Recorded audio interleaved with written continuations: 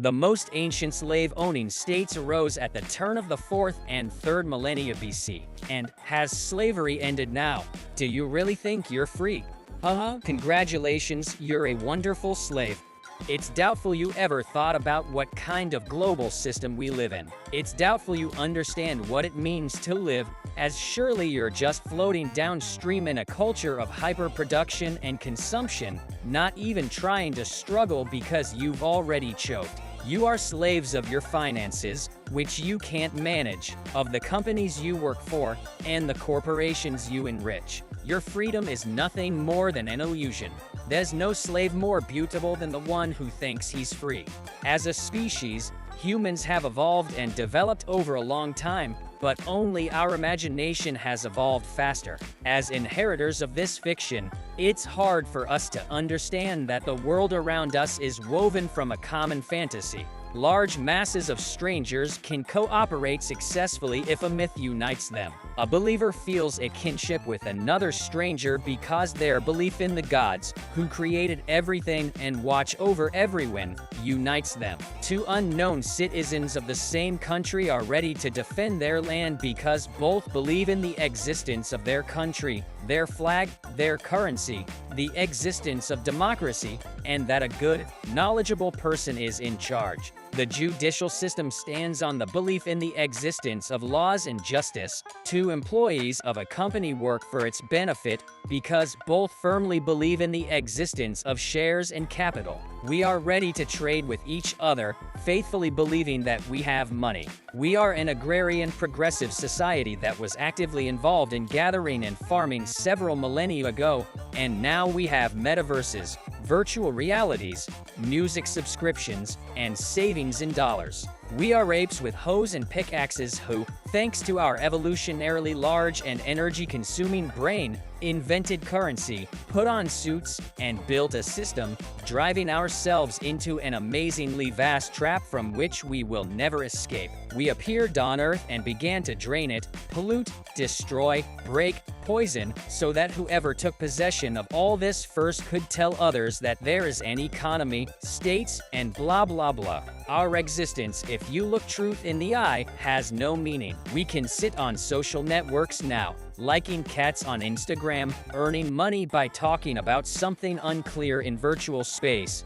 But we are all just a coincidence serving one thing, so that oil and minerals are consumed, food is grown, and the cycle continues. In reality, there are no gods, no money, no laws, and human rights, and no justice. All of this only exists in the collective imagination of people, similar to ancient tribes that united each other in alliances, collectively believing in ghosts and rituals. Now we believe in the financial system, and our ritual is the pursuit of money in the form of self-sacrifice and the act of swiping our credit card at the payment terminal, calling it something bigger, the purchase of pleasures, goods, happiness, the meaning of life. Here's a good question. Are you sure you have a purpose in life? In our common trap, we can invent anything, but one thing unites us.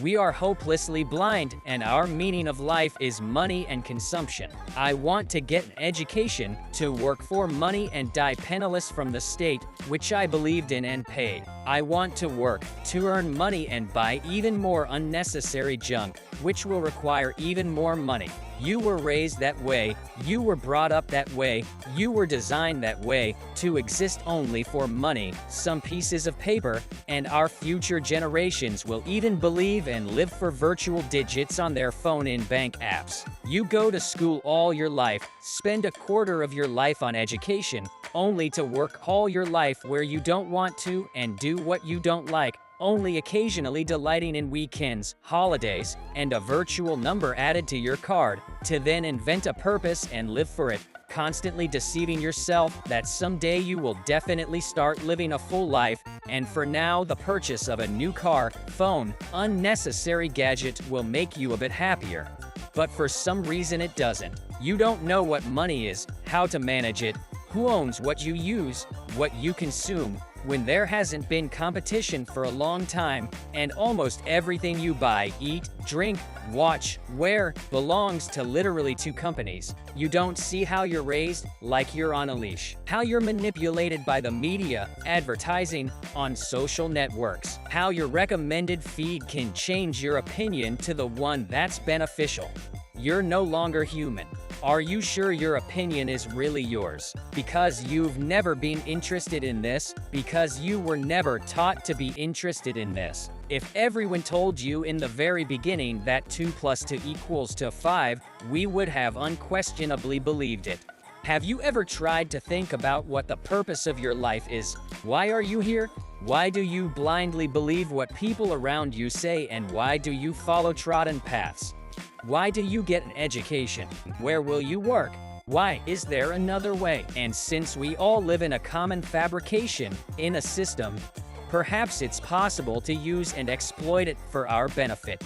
That's the right question. Let's admit it, we are slaves to the system in which we live. I, you, my mom, your mom, and each of us here performs their role and tries to survive, as if we were an artery that doesn't understand why we need to pump blood, but it's forced to do it. Like I create videos, write posts, create courses, you go to work, fulfill orders. It's not so much about social or economic systems. They don't make much difference, because by our human nature, someone will always want more and have more power than others. Just now, capitalism, it's the best thing we've come up with, because at least everyone's chances are more or less equal. Chances for our shackles to become freer. Whatever emotion this may evoke, I honestly don't care. We live in something like the Hunger Games. Some people play politics and war games, artificially created idols stage loud conflicts. But it all makes sense as long as we live on a round ball and milk it like a cow. Our entire life is like the Slither IO game, where a worm, to become bigger, eats others, and there will always be a bigger worm above it. If you start thinking about the structure of our world and see its essence, you will understand how empty we all are, and how wonderful it is. Wonderful, because we can fill this void ourselves, and knowing the structure of the system, all its fiction, find loopholes, vulnerabilities in it, and use it so that your life has a real meaning, not just to live for pieces of paper, to study, work, and die. At least because you need to know how to handle these pieces of paper. I didn't know how before, now let me teach you. The irony is that most of us will remain cogs in the system, where their purpose is to eat, shit, and consume, because there are many of these cogs, and they maintain its stability. Our world is a place where we, holding our breath, endlessly expect life to bring us something more than just work, bills, and obligations. We all want something more, but it remains something unattainable. But I guess, watching my and similar videos, you already know more than others. The big misconception that you all believe in is that everything is not simple. In fact, everything is very simple. Earning $1 million, buying a car, investing successfully. In reality, it's very easy. Perhaps not so accessible to your understanding, but very easy, just as easy as allocating money wisely. But who will teach you this in school? Why would they? When you are already a perfect element in the culture of endless consumption. A few years ago, having understood the principle of earning my first money, I had a lot of trouble managing it. How many pointless and impulsive expenses do you make every day, when even through spending you can earn and increase your capital? If you don't learn this, you'll live like a hamster on a wheel. The rich person is not the one who earns a lot, working very hard without rest. The truly rich person is the one who is independent of a single source of income and has capital that works for them and provides for them. We are all mortal, and we can't work forever. I suppose this is a new chapter in your life. Subscribe to the channel. All the best, and see you in the next video.